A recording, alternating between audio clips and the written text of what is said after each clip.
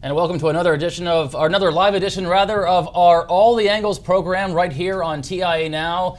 People with disabilities make up almost 20% of the U.S. population, and technology is growing at a rate that impacts everyone, so it seems practical that industry and the public sector would form a symbiotic relationship to make devices and services for everyone and at a rate to keep up with innovation.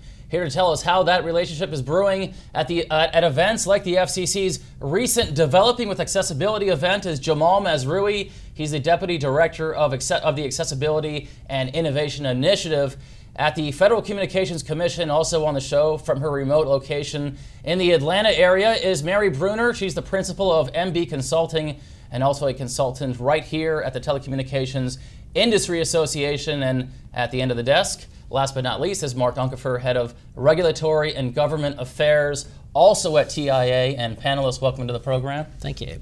Thank you. Mary, thanks for being with us from your location in Atlanta. We appreciate your time. And of course, Jamal, this is your first time in the studio here at TIA Now. We appreciate that. Jamal, you and I had a chance to speak a couple weeks back at your Developing with Accessibility event at the FCC. We had a chance to speak to you on camera, and you said something very succinct and very descriptive of the event and your initiative called the Accessibility and Innovation Initiative that I mentioned. Let's listen to that, and we'll come right back to you with a question. So accessibility doesn't have to be a primary objective of the development. It can just be a feature of the overall functionality, such as privacy or security as other features. Now again, Jamal, that short soundbite was very descriptive for me because I was at the event, and you can explain to our viewers, how close are we at this point to accessibility being a feature of overall functionality? I think we're definitely making progress, but there's a significant way to go, including solving some challenging technical problems. As an example, not an endorsement, Microsoft has a division called Trustworthy Computing, which groups together security, privacy, and accessibility. And I think that is the best way going forward, that a model has to consider all of those together.